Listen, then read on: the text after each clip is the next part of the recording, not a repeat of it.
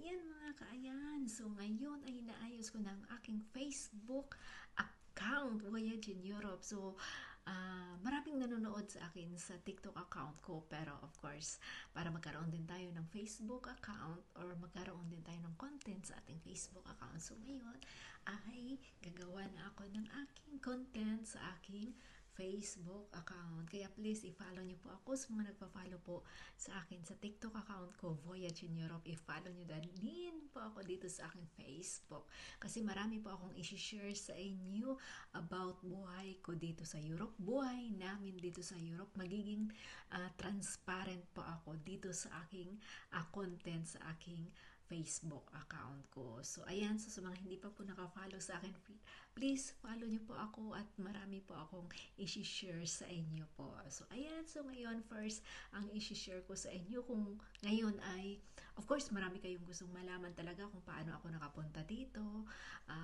magkano ba ang sweldo ko dito, magkano ba ang sweldo namin dito, ano ba ang pinaka magandang bansa dito, ayan, kung ano ba, kung anong bansa ang may pinakamalaking sahod, ayan, matatalakay ko yan dito sa aking Facebook account. So, ayan, so una is, i-share ko muna sa inyo kung anong ginagawa ko before ako matulog sa gabi. Ayan, so of course, pagkatapos nating maligo, kasi nga sa gabi ako naliligo, kasi of course gusto ko fresh ako bago matulog. Ayan, di ba?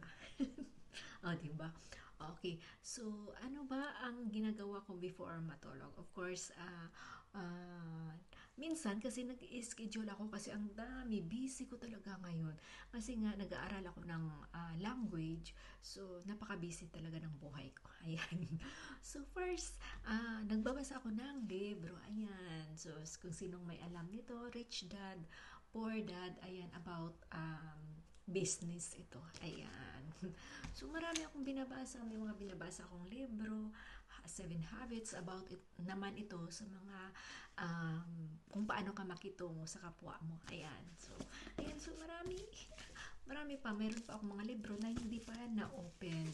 Ayan. So, ayan. Nagbabasa tayo ng libro para at least hindi po ma-stuck yung isip natin, hindi lagi na lang trabaho na iniisip natin. Of course, meron din tayong time para magbasa, para sa sarili natin. Ayan. So, ayan. So, i-follow niyo po ako at marami po akong i-share sa inyo about buhay dito sa Europe. So, yan lang muna. Ayan mga kaayan. Good night. Kasi gabi na dito sa Europe. Ayan. So, good night. Bye.